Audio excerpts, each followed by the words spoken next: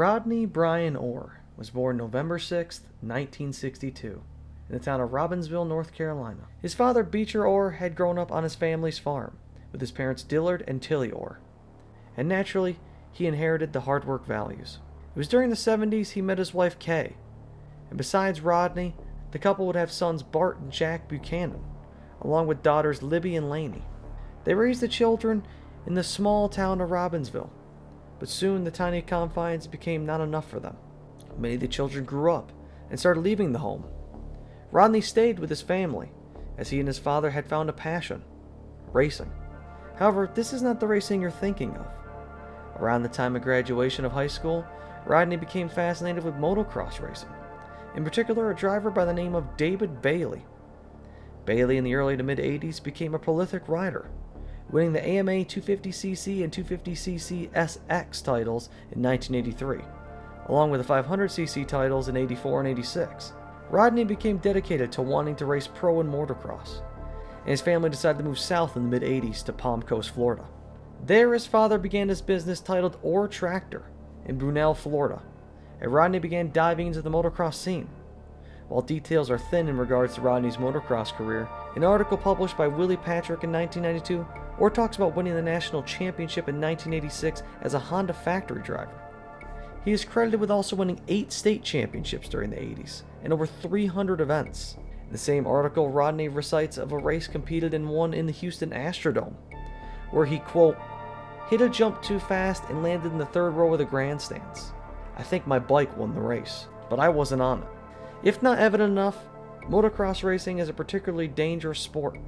Injuries like broken arms, legs, and various other extremities, along with other crippling injuries, make many riders retire at an early age. And Rodney was not an exception to this rule. Nearing the end of his 20s and beginning to look at starting a family, being laid up for weeks on end was not sustainable. But he thought, what could he do outside of motocross? It then hit him: stock cars.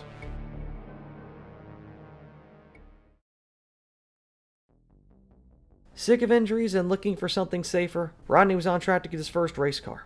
In 1991, he bought a car from Bill Hennessy and prepared it for that year's Daytona Goodies Dash race. The Goodies Dash series was at the time a smaller feeder series to NASCAR. Drivers like Michael Waltrip, Davey Allison, Hutch Strickland, and Shauna Robinson all started their rise in this series. And while NASCAR had been sanctioning it since roughly 1973, it was still very much a rough around the edges type of circuit. Its main purpose was to prepare drivers for Grand National, or nowadays Xfinity Series racing. Rodney started racing during the 1991 season and achieved modest success: a 35th at Daytona, 11th at Five Flags, and then 22nd and 23rd the following 2 races. Or after running the first 4 events, stepped back his schedule. He only ran 2 more events for the rest of the season before prepping for a full 1992 run. Whilst 91 was lackluster, Rodney was later quoted by saying, "It was exciting." For 1992, things got better. He ran a number 9 X1R Pontiac for the entire 14-race season, achieving slowly improving results. By race 11 at Summerville Speedway, he got in 4th, and at the year's end achieved a 3rd place at Volusia Speedway. 1993 was looking like it could be a breakout season, but behind the scenes, it was reaching the end of the line. His father Beecher had drained the family fund with his son's racing career, and had about tapped dry his business. Things were not looking good for Rodney Orr, but they pushed on into 1993. Rodney came out swinging: 15th at Daytona, followed by a 5th at Nashville, 2nd at Volusia, 4th at Martinsville, 8th at Lonesome Pine, and finally his first win at 411 Motor Speedway. It began a 5-race run where Orr would finish no worse than 12th, but again, money was an issue. Beecher was unsure if they could finish the season, and being the points leader, it would appear they had to de facto forfeit the title with no sponsorship. Locals of the Orr's hometown of Robbinsvillle heard of the financial turmoil, and owner of one of the lone gas stations in town, Bobby Brooks, built a little wood box in the gas station, stating that all money dropped in it would be donated to the hometown kid Rodney Orr. Within a month, support poured in, and Brooks had amassed roughly $10,000 in donations from the town.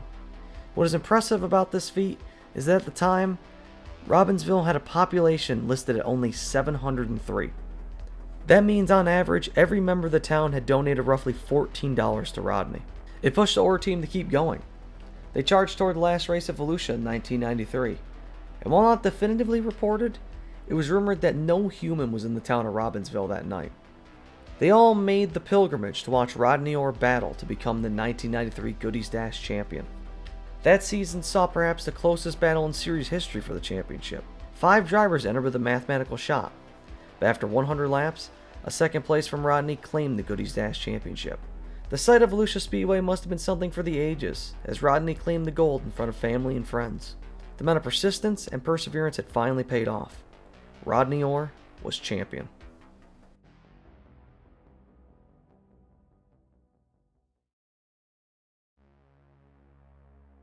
It gave him leverage for 1994. He and his father decided to do the natural move to the Busch Grand National Series. However, that reached a snag. NASCAR had announced that for 1995 it would upgrade the Busch package to V8 engines, but with restricted parameters to keep them powered down. Beecher thought, why build a V6 car and only run it for a year when you can get ahead of the curve and build a V8 for this year? They decided to go straight to Cup, buying an engine built by Ernie Elliott and a car that Davey Allison drove. They took the car to test at Daytona before Speed Weeks, and Orr was one of the top 7 to go over 190 miles alone. With that, he was prepared to attempt his first Daytona 500. He was also planning to run the Goodies Dash race that week, but had to focus on qualifying for the event before being able to do so.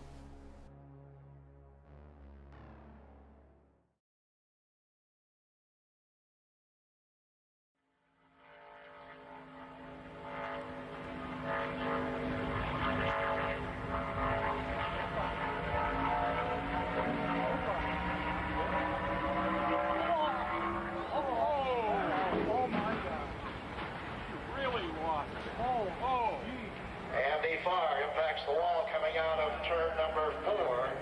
1994 Speed Weeks opened with a horrific crash by ARCA driver Andy Farr, who impacts the wall coming off of turn number 4. Farr survived the crash, but had a broken sternum. It was a shocking way to start off Speed Weeks, but the next day provided one of the saddest days in the history of the Marathon of Speed. Neil Bonnet did almost the same exact thing Farr did the day prior. This time, he didn't flip, and hit the wall head on. Bonnet died almost instantly, and like that, a legend of the sport was gone forever. Speed Weeks before its first race had already seen the worst. The show persisted, however, and pole day gave Loy Allen the front row. The following evening, on February 13th, Rodney went out to practice for the first time. Unlike in testing, the car handled horribly, and the team was unsure of why. They took the car and put it away for the night, hoping to solve the handling issues in the morning. Mist filled the Valentine's Day morning the next day, as Orr set out again in his number 37 car to make a mock qualifying run. The car zipped around the cool Daytona surface when suddenly the car broke free from Orr. Rodney also went over and hit roof first on the catch fence at nearly 170 miles an hour. Unlike Farr, Orr hit a caution light that penetrated the roof of the car. While attempts were made to save Rodney, he died almost instantly. The death of Rodney Orr underlined an awful Speed Weeks, and just persisted the scare everyone was feeling. But more importantly, NASCAR in the racing world had lost a possible star. Not only was the town of Robbinsville, North Carolina devastated, Rodney Orr left behind his wife Crystal and their daughter. Beecher immediately withdrew the car and never looked back at racing. And whilst the NASCAR world scrambled, his family and community began making efforts to ensure Rodney would never be forgotten. Many dedications and tribute pages have been made, along with a replica of Orr's car being shown off at local car shows in Robbinsville. And whilst the Goodies Dash series is defunct now, Rodney's legacy was never forgotten there either. The car he was to run in 1994 at the Goodies Dash Daytona race was filled by Robert Huffman, who would go on to become one of the greatest Dash drivers ever. And the Dash series in its existence made an award for determination in Rodney Orr's honor. Since the timing of Orr's death was placed in a way that quickly brushed over the tragedy, many fans today either only know Rodney for his death or didn't even know he existed. But in that small town of Robbinsville, North Carolina, 703 people know that scrappy young kid that fought for everything. Remember the family he left behind and the legacy he built.